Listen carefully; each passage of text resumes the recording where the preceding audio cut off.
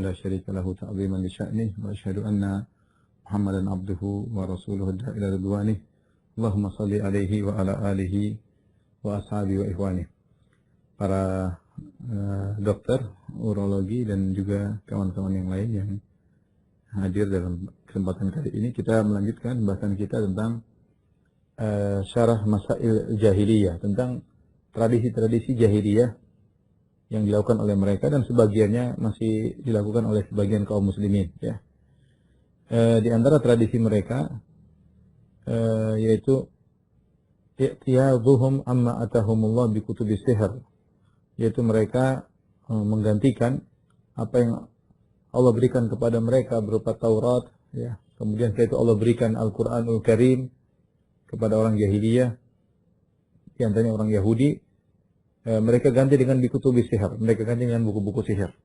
Sebagaimana Allah Subhanahu wa taala berfirman, "Walamma ja'ahum rasulun min 'indillahi musaddiqul lima ma'ahum, nabadha fariqun minal ladzina utul kitaba kitaballahi wara'a dhuhurihim ka'annahum la ya'lamun." Ayat 101, ya.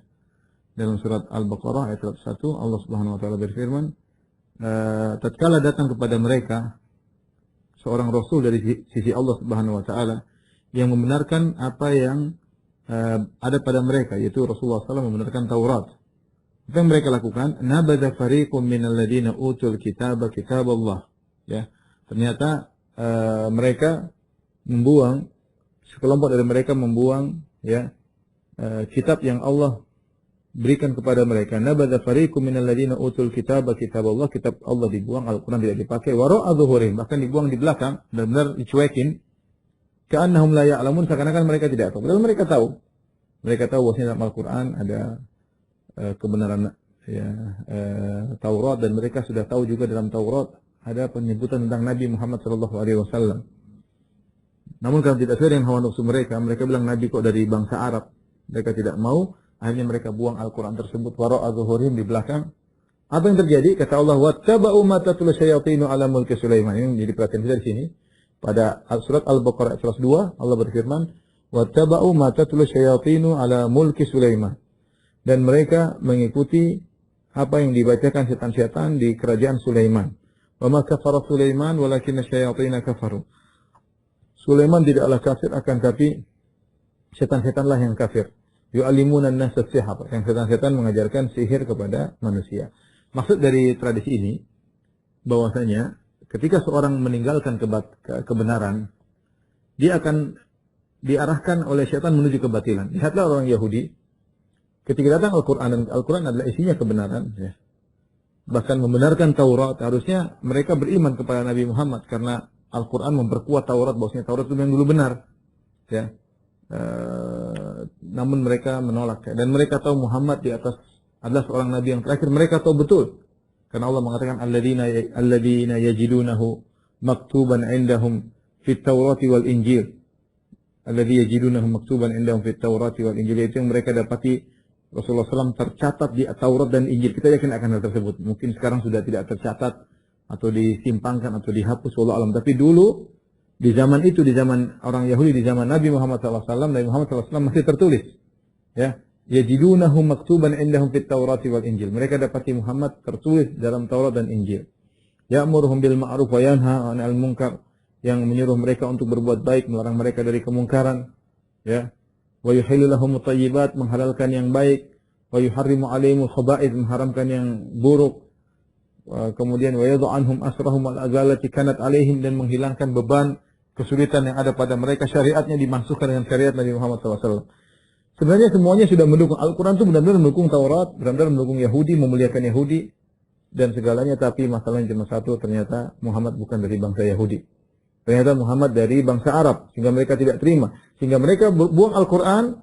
Nabadha fariqum minal ladzina utul kitaba kitaballahi wara'a dhuhurihim. Kata Allah Subhanahu wa taala, sekelompok dari mereka membuang Al-Quran ke belakang, di belakang punggung mereka. Jadi tidak ditoleh sama sekali. Kalau buang di depan mungkin masih ditengok. Ini buang belakang, dicuekin. Jadi Al-Quran benar-benar mereka cuekin, mereka tidak membaca. Mereka tidak membaca. Ya. Lihat orang-orang sama, Nasara juga demikian. Mereka tidak membaca Al-Quran. Kalau mereka baca aja, mereka insya Allah dapat hidayah. Ka'annahum la ya'lamun, seakan-akan mereka tidak tahu kebenaran-kebenaran tersebut. Setelah mereka buang Al-Quran, mereka cuekin, Maka Allah mengatakan apa akibatnya? Wattaba'u ma tatlu syayatinu ala mulki Sulaiman. Mereka mengikuti apa yang dibacakan syaitan dalam kerajaan Sulaiman. Dan inilah hukuman bagi orang yang meninggalkan kebenaran, maka dia akan mengikuti kebatilan. Dia akan mengikuti kebatilan. Ketika Bani Israel meninggalkan Al-Quran, maka mereka mengikuti sihir yang diajar oleh syaitan-syaitan yang mereka mengaku sihir tersebut dari kerajaan Sulaiman. Ini adalah dusta yang besar kepada Nabi Sulaiman. Nabi Sulaiman tidak pernah kufur, tidak pernah jadi penyihir, dan tidak pernah mengajarkan, apalagi mengajarkan sihir. Saya bacakan perkataan yang indah dari Syekh Abdul Rahman bin Nasir Sa'di tentang orang yang berpaling dari kebenaran. Dan ini waspada bagi kita semua. Karena orang-orang Yahudi ketika mereka berpaling, benar-benar berpaling secara totalitas. Qur'annya dibuka, buang belakang jalan ya. Tidak ada noleh sedikit pun, totalitas mereka berpaling dari Al-Quran. Beliau berkata dalam tafsirnya, "Walamma kana min al-awaidil qadariyah wal hikmatil ilahiyyah anna man taraka ma yanfa'uhu wa amkanahu al-intifa'u bihi falam yantafi' ubtuliya bil istighal bima yadhurruhu." Kata beliau, dan termasuk tradisi al-awaid, yang tradisi yang berulang-ulang dan yang sudah ditakdirkan, dan hikmah ilahiyah, hikmah Tuhan. Barang siapa yang meninggalkan sesuatu yang bermanfaat baginya, padahal dia mampu untuk mengambil manfaat dari barang tersebut, dari suatu tersebut, falam yantafi, kemudian dia tidak mengambil manfaat, ubtuliya bil istighal bima yadhurruhu, maka dia akan disibukkan dengan perkara yang memberi mudarat kepadanya. Ini dalil bahwasanya kalau kita dibukakan pintu manfaat, kita sambut, segera kita masuk, jangan kita tunda-tunda. Kalau kita dibuka pintu kesempatan untuk mengambil manfaat untuk kemanfaatan dunia akhirat kita, kemudian kita biarkan begitu saja, kita akan dihukum oleh Allah dengan sibuk dengan perkara yang menyibukkan dan memberi mudarat kepada kita. Kemudian beliau berkata, "Faman taraka ibadatar rahman ubtuliya bi ibadatil awsan." Barang siapa yang meninggalkan peribadatan kepada Ar-Rahman Allah, maka dia akan dihukum dengan beribadah kepada berhala-berhala.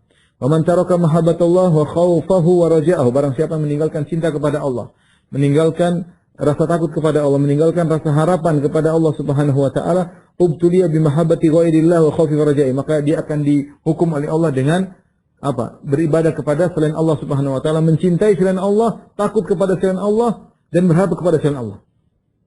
Banyak manusia seperti ini. Dia tidak mencintai Allah atau kurang mencintai Allah, tidak berharap, tidak bertawakal kepada Allah, akhirnya dia tawakal kepada makhluk. Akhirnya cintanya kepada makhluk, berharap, takutnya kepada makhluk.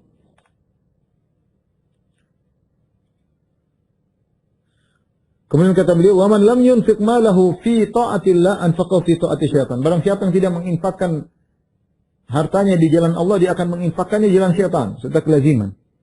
"Wa man taraka dhulla li rabbih ubtuliya bidzulil 'abid." Barang siapa yang meninggalkan kehinaan di hadapan Allah, dia akan terhina di hadapan makhluk. Barang siapa yang meninggalkan kehinaan dengan sujud kepada Allah, dia tidak mau, maka dia akan dihukum dengan hina di hadapan makhluk. "Wa man tarakal haqqa ubtila bil batil." Siapa yang meninggalkan kebenaran, maka akan dihukum dengan mengikuti kebatilan.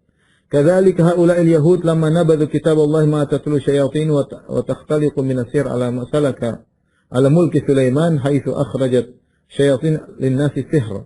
Maka demikian orang Yahudi ketika mereka meninggalkan Al-Quranul Karim, mereka dihukum oleh Allah dengan mengikuti sihir yang diajarkan oleh syaitan, sambil mereka mengaku itu adalah ilmu yang Allah ajarkan kepada Sulaiman, padahal ilmu sihir. Ini nasihat kepada kita semua, ikhwan akhwat yang rahmati Allah Subhanahu wa taala. Waktu kita ini memang umur kita waktu kita ya.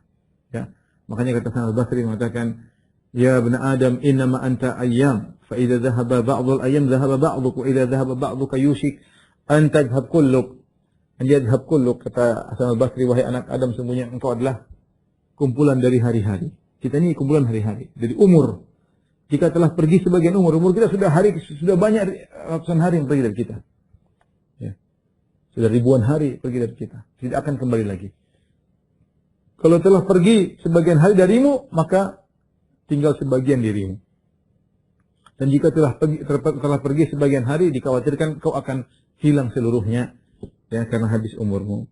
Nah, oleh karenanya ketika seorang menyadari bahwasanya umurnya sangat bernilai, maka dia gunakan yang bermanfaat. Kalau dia tidak gunakan yang bermanfaat, dia pasti dihukum dengan yang tidak bermanfaat, bahkan beri mudarat dalam banyak hal. Dia kalau tidak sibuk baca Quran, tidak sibuk belajar agama, dia akan sibuk dengan baca berita-berita. Pasti itu pasti. Baca berita-berita, baca ini yang tidak. Kadang-kadang manfaatnya ada, tapi mudaratnya lebih banyak. Benar. Barang siapa yang tidak sibuk melihat aib dirinya, dia akan sibuk melihat aib orang lain. Itu jelas. Tapi kalau dia selalu cross check diri, dia tahu dia punya kekurangan, dia akan sibuk ngurus dirinya, dia tidak lupa untuk ngurus orang lain. Barang siapa yang sibuk mengurusi, ya, mengurusi keluarganya, dia akan fokus. Tapi kalau dia lupa mengurusi keluarganya dan mengurusi yang lain, di luar diurus.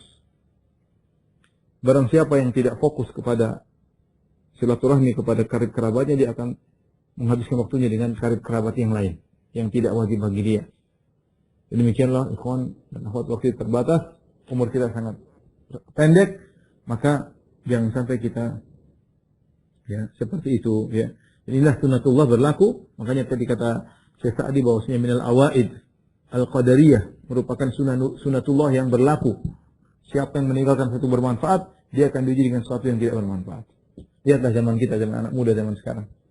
Kita bilang enggak, kita semua dengan adanya gadget, dengan adanya HP, kita ya, karena kita tidak sempat, sekarang waktu tidak sempat baca Quran, tidak sempat ngaji, tidak sempat baca ini, tidak sempat berbakti sama orang tua, tidak sempat sholat malam. Bukan apa-apa, sibuk dengan HP.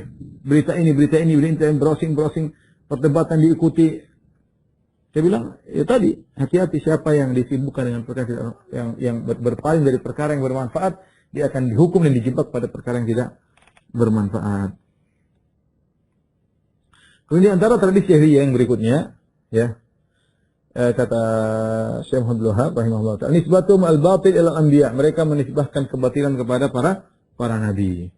Seperti orang-orang Yahudi, ya, ketika mereka melakukan sihir, kata mereka, ini sihir Sulaiman. Sulaiman dulu punya sihir untuk menundukkan jin-jin. Sehingga mereka mengatakan ini ilmu yang kita ilmu putih, ilmu sihir. Tapi ini sihir ilmu putih dari yang ngajar Sulaiman. Kalau nggak boleh, ngapain Sulaiman ngerti ilmu sihir? Buktinya Sulaiman bisa menundukkan hewan-hewan, bisa menundukkan jin-jin, berarti dia punya ilmu sihir. Mereka bohong. Orang Yahudi bohong. Mereka tahu bahwasanya sihir itu adalah perbuatan Fir'aun dan bala tentaranya. Mereka tahu Nabi Musa ketika diutus kepada Fir'aun justru untuk membatalkan sihir-sihir. Sihir buruk mereka tahu. Dan Nabi Musa jauh sebelum Nabi Sulaiman. Jauh di atas sebelum Nabi Sulaiman. Tapi karena mereka ikut hawa nafsu, mereka mengatakan yang kami pelajari adalah ilmu sihirnya Sulaiman, ilmu putih. Dan yang juga mereka mengaku mereka adalah penerus ajaran Ibrahim, maka Allah bantah, wa ma kana Ibrahimu Yahudiyyan wala Nasraniyya. Ibrahim bukanlah Yahudi, bukan juga Nasrani. Ya, dan ini bahaya, tradisi yang berbahaya, menisbahkan keburukan, kebatilan kepada orang-orang saleh, kepada para nabi. Sebagaimana orang-orang Yahudi menisbahkan sihir kepada Sulaiman.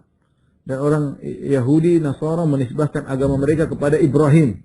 Padahal Ibrahim tidak pernah musyrik sama sekali. Bukan Yahudi, bukan juga Nasrani. Ya, demikian juga Sulaiman tidak pernah syirik dan tidak pernah belajar sihir, apalagi mengajarkan sihir. Oleh karenanya, inilah di antara tradisi orang Jahiliyah, ketika mereka melakukan kebatilan, mereka nisbahkan kepada orang-orang soleh. Sama seperti sebagian orang, mereka mengatakan, oh ini adalah akidahnya si fulan. Misalnya mereka mengatakan, ini adalah akidahnya Abu Hasan al-Asy'ari. Karena Abu Hasan al-Asy'ari akhirnya tidak seperti itu. Tapi mereka nisbahkan, nisbah doang. Ya.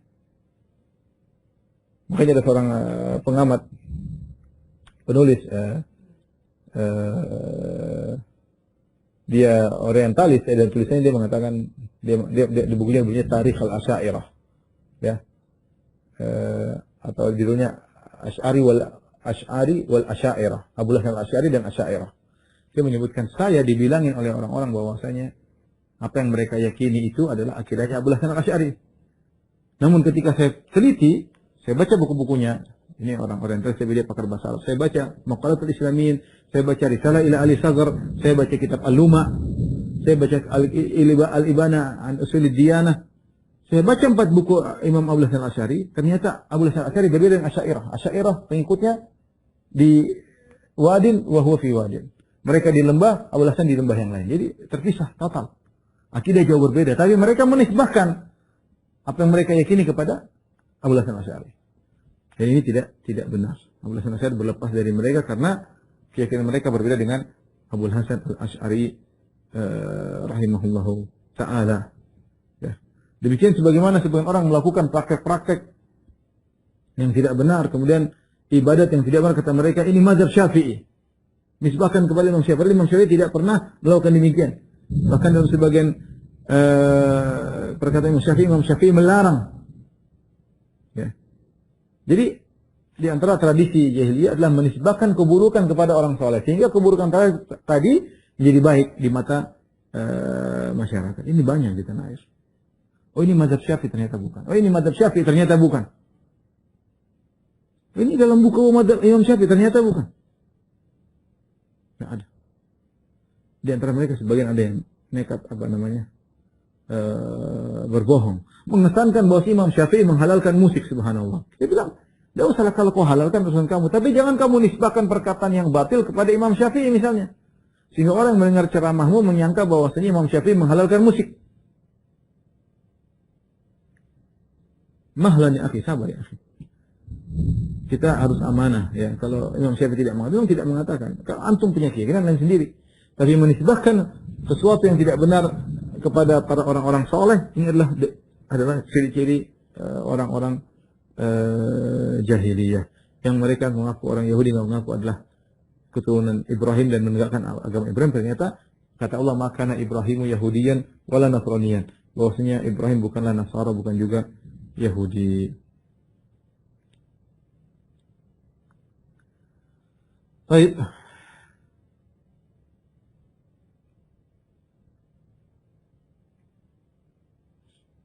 Di antara kebiasaan orang jahiliyah, i'tiqaduhum anna af'al as-sahara wal kuhan min karamatil awliya. Mereka meyakini bahwasanya perbuatan para penyihir dan para dukun adalah tanda-tanda karamah para wali. Al-mas'alatul isyrun. Kita lanjut masalah-masalah, tidak semua saya baca ya, karena masalahnya banyak sekali atau tradisinya banyak sekali. Saya pilih tradisi-tradisi yang perlu kita sampaikan ya. Di antaranya tradisi yang ke-20, i'tiqaduhum fi makhariqis sahara wa amsalihim annaha min karamatis salihin. Mereka meyakini bahwasanya kajian-kajian ajaib yang terjadi pada tukang sihir dan yang semisalnya adalah dari karamah para wali. Wa nisbati ilal anbiya, dan mereka menisbatkan kepada para nabi. Kama nasabuhu li Sulaiman alaihissalam, sebagaimana mereka menisbahkan sihir kepada Sulaiman. Ini juga kebiasaan yang buruk ya. Tradisi jahiliyah, ketika mereka melakukan sihir, kata mereka ini karamat para wali, dan ini berlaku sampai sekarang. Orang pokoknya sudah lihat kesaktian, oh ini wali. Orang sudah melihat perbuatan yang menakjubkan, ini wali. Padahal Ibnu Hajar rahimahullah telah menjelaskan bahwasanya yang membedakan antara seorang wali Allah dengan wali syaitan adalah amal sesuai dengan sunnah atau tidak, sesuai dengan syariat atau tidak. Bukan yang bisa terbang berarti pasti wali Allah. Kita bilang yang bisa terbang bukan cuma orang-orang soleh yang diizinkan oleh Allah, bahkan para jin juga mereka bisa terbang, bisa mengangkat manusia ya, dan keajaiban-keajaiban lainnya.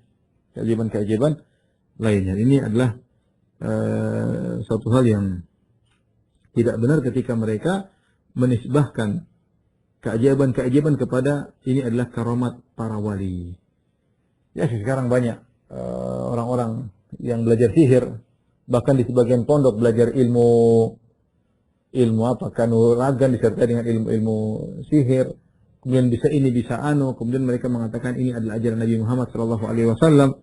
Kita bilang ini tidak benar ya. Kita jangan mengatakan bahwasanya kejadian-kejadian yang luar biasa tersebut adalah karamat para orang-orang soleh ya, karena bisa juga dilakukan oleh jin dan syaitan. Maka untuk membedakan satu-satunya adalah mengenal orang ini di atas sunnah atau tidak. Jika di atas sunnah berarti itu karamah dari Allah Subhanahu Wa Taala. Kalau tidak di atas sunnah, yakinlah dia di atas bantuan syaitan, karena dua-duanya ada dan dua-duanya sama-sama sakti.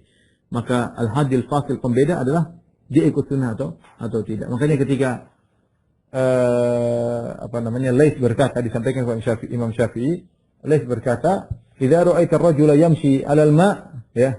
Kalau kamu lihat ada seorang berjalan di atas air, maka jangan dulu ya.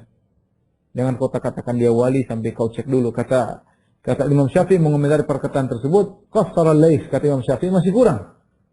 Hatta idza ra'aitahu yatir fil hawa. Kata Imam Syafi'i, meskipun kau lihat dia terbang di udara, maka jangan kau langsung benarkan hatta tu'radu a'malu al-kitab wa sunnah, sampai ditimbang dulu amalnya dari Al-Quran dan Sunnah. Kalau sesuai dengan Al-Quran dan Sunnah, insya Allah itu karamah wali. Kalau ternyata tidak, maka itu biasanya ilmu yang dipelajari, ilmu syaitan, ilmu iblis, ya, kemudian menjadikan seorang menjadi sakti, sehingga banyak orang terpedaya dengan hal seperti ini. Baik, yang berikutnya, di antara tradisi jahiliyah adalah mereka beribadah dengan tepuk-tepuk tangan, ya, dan dengan muka, yaitu dengan siulan.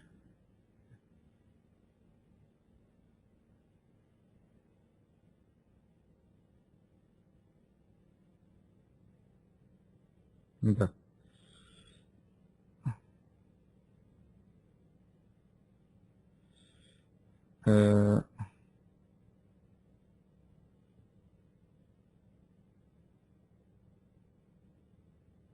Dalam surat Al-Anfal, ya, ayat 35, Allah Subhanahu wa taala berfirman, "Wa ma kana salatuhum indal baiti illa muka'an wa tasdiyah. Fadzuqul adzaba bima kuntum takfurun." Kata Allah Subhanahu wa taala, salat mereka di sekitar Baitullah tidak lain hanyalah dengan muka, yaitu siulan, wa tasfiyah, dengan tepuk tangan. Kata Allah, fadzuqul adzaba bima kuntum takfurun. Maka silakan merasakan azab atas kekufuran kalian.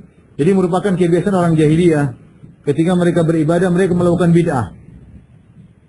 Di antara bid'ah yang mereka lakukan adalah mereka beribadah di Masjidil Haram dengan siulan-siulan dan tepuk tangan. Rame memang, rame, ada siulan-siulan, ya, ada tepuk-tepuk tangan, rame, semangat, tapi itu bid'ah.